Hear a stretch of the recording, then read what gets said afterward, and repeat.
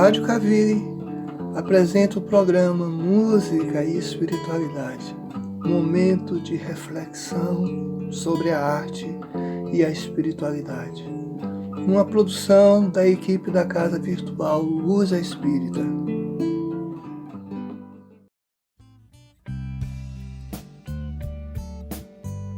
Saudações web ouvintes, começando agora mais um encontro da série Alertas da MPB para o Suicídio, Leituras Espíritas, hoje interpretando a letra da música Pais e Filhos, de Legião Urbana. Então vamos lá. O título da música já traz bem claro a que veio, a que se propõe falar do enfrentamento do conflito de gerações, pais e filhos. Esta crônica bem feita, como toda boa música, desse incrível e memorável grupo Legião Urbana, traz uma certa neutralidade do narrador-personagem que parece não estar partidário nem ao lado da adolescência e nem ao lado daqueles que assumiram o papel de pais, mães, avós e avós, madrastas e padrastos e etc. É uma bela descrição do drama psicológico vivido na adolescência urbana, que, aliás, a adolescência é uma invenção urbana. E agora? Quero adquirir as liberdades da vida adulta, pensa o adolescente, mas sem perder as garantias que me foram dadas na infância. Portanto, é uma crônica da vida moderna, onde não há um lado as vítimas e nem o outro lado os algozes, mas há um suicídio que precisa ser explicado. Percebe-se que há sempre uma relativização da culpa nesta letra da música, mas sim há uma proposta de alteridade, se colocar no lugar do outro, de entender a perspectiva do outro, suas necessidades e condições emocionais e também financeiras, dando ênfase às primeiras em detrimento das últimas. Isto fica patente nos versos: são crianças como você vai ser quando você crescer. Feita essa pequena introdução, pois é necessário apresentar a vocês o grande Renato Russo, vocalista da Legião Urbana. Vamos à nossa interpretação da letra da música como um alerta para como estamos administrando a vida familiar e na permanente luta contra o suicídio. E permita-me um parênteses acadêmico. O grande sociólogo francês Émile Durkheim, em 1897, publicou uma obra, um estudo científico sobre o suicídio, que trouxe como conclusão que a pessoa mantém em relação à sociedade, através das instituições sociais, família, local de trabalho, escola, igreja, um certo nível de integração social. E quando esses níveis de integração social se tornam anormalmente baixos, onde a sociedade está desorganizada, ou os níveis altos, onde há um grande controle da sociedade sobre os indivíduos, então essa integração social pode resultar num aumento das taxas de suicídio. Fecha parênteses.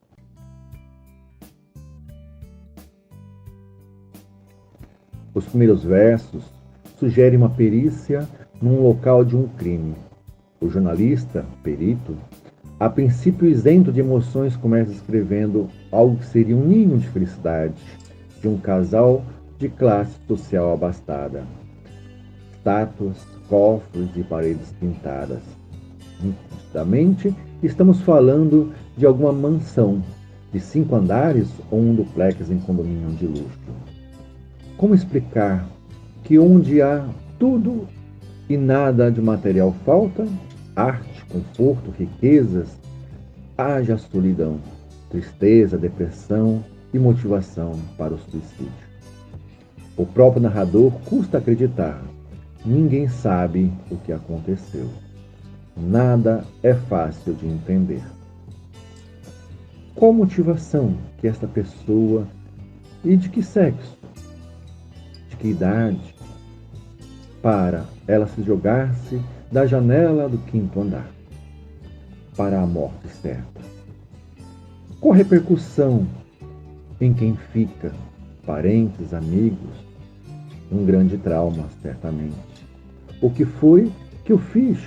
Se perguntam, para merecer isto. Até que ponto eu contribuí para esse estado emocional se agravar tanto a ponto de resultar em uma morte? Como foi que eu não percebi antes que já estava desse jeito a situação? Por que foi que eu não fiz algo a tempo? Agora já foi. Não se pode voltar no tempo. É preciso buscar apoio psicológico e medicamentoso para se retirar da cena, que insiste em se repetir não só na cabeça dos familiares e amigos, como na cabeça atormentada do espírito suicida, que se martiriza com a repetição ininterrupta da morte física, às vezes por anos, por décadas. Assim foi com André Luiz e com alguns outros espíritos, que é comentado em um capítulo especial sobre os suicidas no livro Céu e Inferno, de Allan Kardec. A palavra do especialista é certa: dorme agora. É o melhor que se pode fazer. Imaginemos agora o estado emocional do suicida, que já era aparentemente insuportável, agora se vê em situação desesperadora. Lembra-se de quando era criança e quando algo não ia bem, quando tinha pesadelos ou quando as tempestades de vento batiam nas janelas. Então, corria para o colo da mãe, se aninhava na cama materna até dormir. O espírito suicida está tão perturbado depois da morte violenta do corpo físico que não consegue encontrar o rumo de cá. Nem tem o merecimento de encontrar e reconhecer os parentes e amigos que o antecederam no mundo espiritual. Ele pede colo, mas, como este não sai em fuga desesperada e lembra da chantagem emocional que fazia com os familiares. Vou fugir de casa, mas agora não há mais essa alternativa.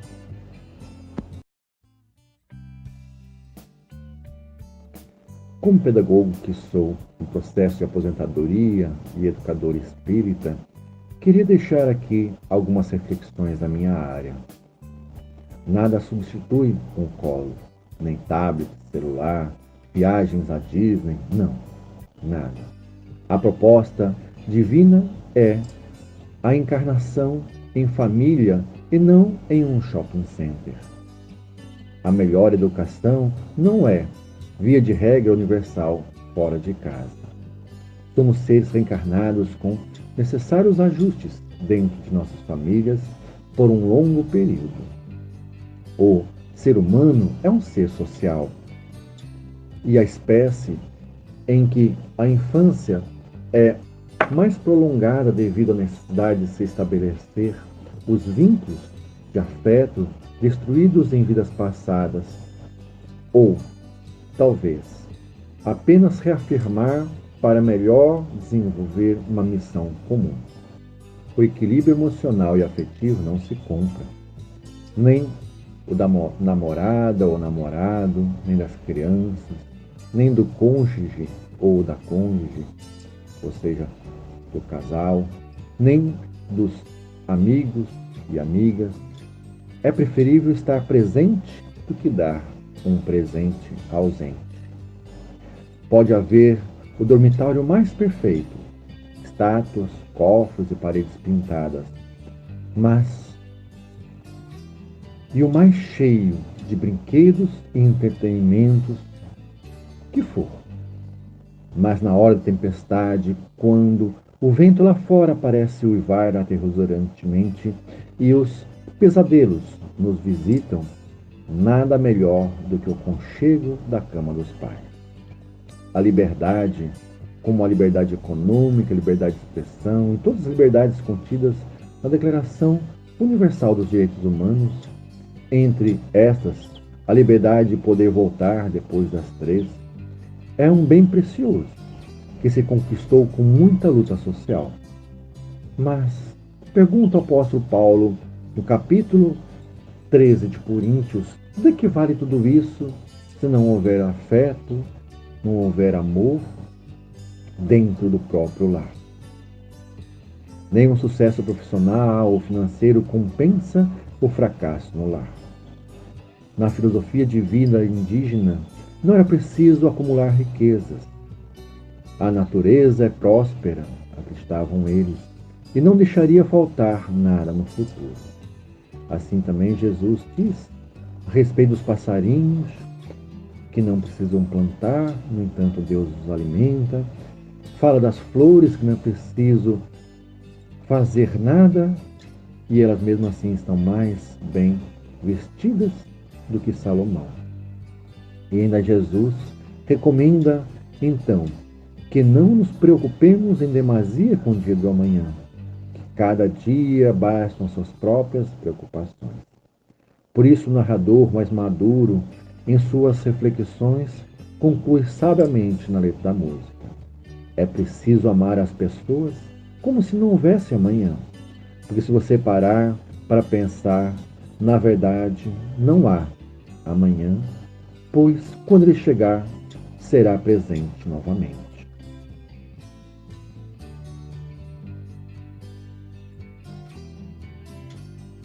De que valeu acumular fortunas nos cofres se a pessoa herdeira desertou da vida?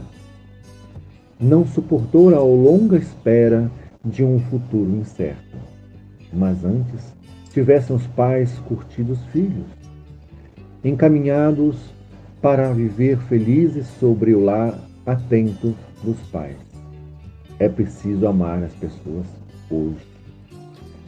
Nossas vidas são frágeis, são efêmeras, como a gota de orvalho que o sol evapora. Por isso diz o poeta, sou uma gota d'água. Ele está gritando sempre este alerta: carpe diem, vamos aproveitar o dia, enquanto temos tempo, enquanto temos saúde, enquanto temos condições mínimas necessárias. Pois, na ampulheta do tempo, temos muito pouco tempo. A gestação passa rápida, a infância igualmente passa rápida. E quando vemos estar já velhos e nos perguntarmos o que fizemos de produtivo em nossas vidas, Renato Russo parece ainda suscitar: sou um grão de areia, pois eu escorro rapidamente na ampulheta do tempo.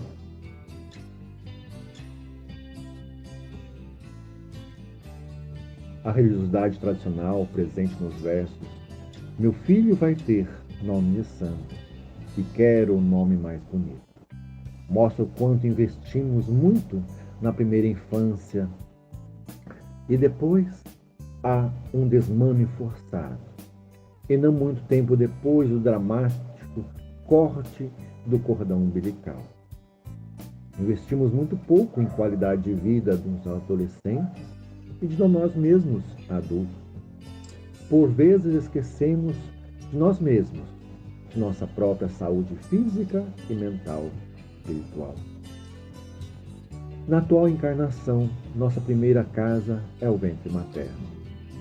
Depois de ser expulsos de lá, vivemos uma vida errante, especialmente quando os pais ou progenitores não conseguem relações conjugais muito estáveis ou duradouras. Reclama deste mal o personagem principal de nossa história. Já morei em tanta casa. Quantos não preferem fugir de casa, morar na rua, morar em qualquer lugar, do que viver os conflitos constantes dentro do lar? Quase toda separação sempre causa danos emocionais e econômicos a uma das partes, marido, mulher, os filhos, sogros. Não é sem motivos que os contos de fadas tem como vilãs as madrastas viúvas e como o agravante de pais ausentes. A dificuldade de engravidar é um desafio que precisa ser refletido à luz da doutrina espírita, pois pode ser um karma reencarnatório por falhas da constituição familiar em vidas passadas. Daí os pais da atual encarnação com problemas de fertilidade pagam fortunas para realizar o sonho de uma maternidade ou uma paternidade em clínicas de fertilidade. E as promessas religiosas são ações complementares no sucesso da gravidez. Daí a ideia de cumprir a promessa ao santo do dia, ao santo da proferência, colocando na criança o nome de santo.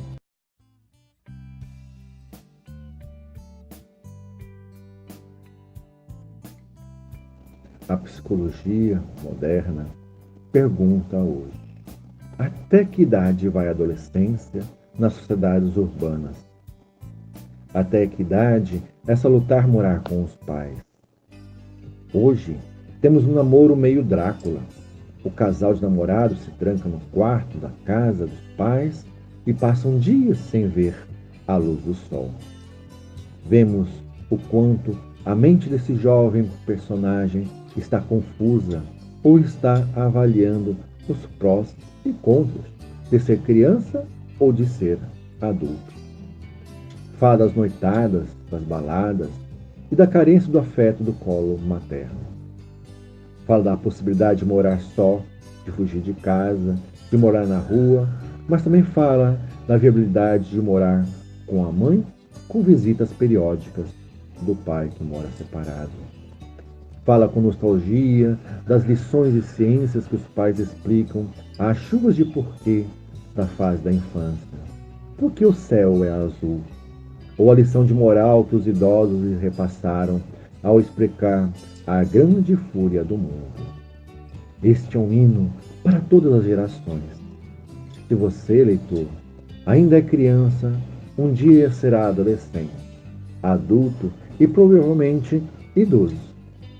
E se você ainda está lendo esse texto, ouvindo aqui agora, já está em idade avançada, já passou por todas estas mesmas fases, agora entende esses desafios.